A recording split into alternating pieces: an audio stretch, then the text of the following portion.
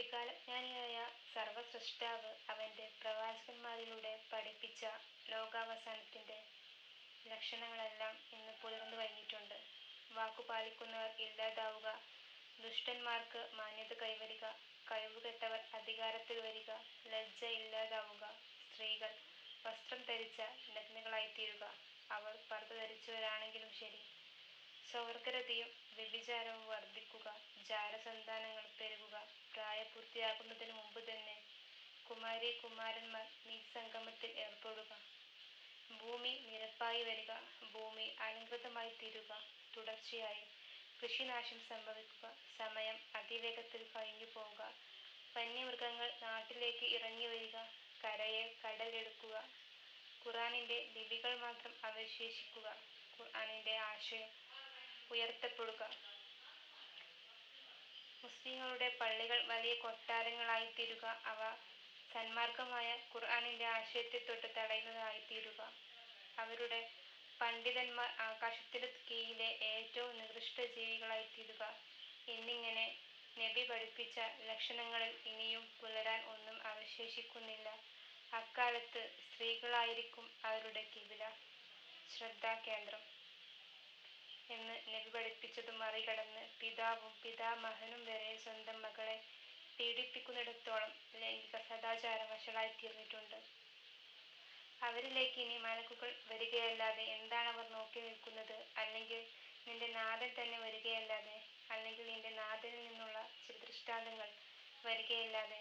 നിന്റെ നാഥനിൽ നിന്നുള്ള ചില ദൃഷ്ടാന്തങ്ങൾ വരുന്ന ദിവസം മുമ്പ് വിശ്വാസിയായിട്ടില്ലാത്തവനോ അല്ലെങ്കിൽ തന്റെ വിശ്വാസം കൊണ്ട് യാതൊരു നന്മയും സമ്പാദിച്ചിട്ടില്ലാത്തവനോ ആയ ഒരാത്മാവിനും വിശ്വാസം സ്വീകരിക്കൽ കൊണ്ട് ഉപകാരപ്പെടുകയില്ല തന്നെ എന്ന് അൻആം 158 സൂക്തത്തിന്റെ വിശദീകരണമായിക്കൊണ്ട് നബി പഠിപ്പിച്ച അന്ത്യനാളിന്റെ പ്രധാനപ്പെട്ട 10 അടയാളങ്ങൾ മാത്രമേ ഇനി പുലരാനുള്ളൂ. സൂര്യൻ പടിഞ്ഞാറു നിന്ന് ഉദിക്കുക, മസീഹു ദജ്ജാൽ പുറപ്പെടുക, ഈസായുടെ രണ്ടാം വരവ്, ഭൂമിയിലാകെ വ്യാപിക്കുന്ന പുക, ദാബത്തുൽ അർള് പുറപ്പെടുക, യഅജൂജ് മഅജൂജ് പുറപ്പെടുക, 3 ഇടങ്ങളിൽ ഭൂമി താഴ്ന്നു പോവുക, ഒന്ന് കിഴക്ക്, മറ്റൊന്ന് പടിഞ്ഞാറ്, മൂന്നാമത് അറബ്യൻ ഉപദ്വീപിൽ, ജനങ്ങളെ വിചാരണ സഭയിലേക്ക് നയിക്കുന്ന യമനിൽ നിന്ന് പുറപ്പെടുന്ന തീ എന്നീ 10 അടയാളങ്ങൾ സംഭവിക്കുന്നത് വരെ അന്ത്യമണിക്കൂർ നിലവിൽ വരികയില്ല.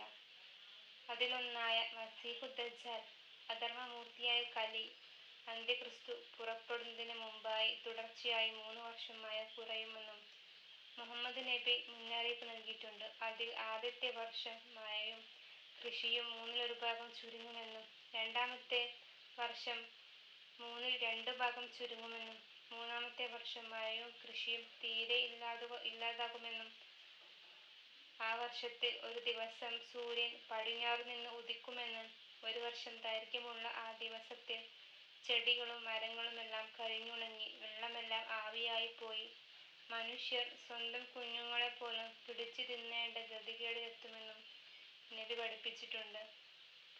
ഭൂമി തിരിച്ചുകറങ്ങാൻ ആരംഭിക്കുന്ന അന്നാണ് ലോകം മുഴുവൻ പിടിച്ചടക്കി ഒറ്റ രാജ്യമാക്കി ഹിജാസ് ഒഴികെ ഇസ്രായേൽ പടനായകനായ മസീഹു ദജ്ജാൽ പ്രത്യക്ഷപ്പെടുക.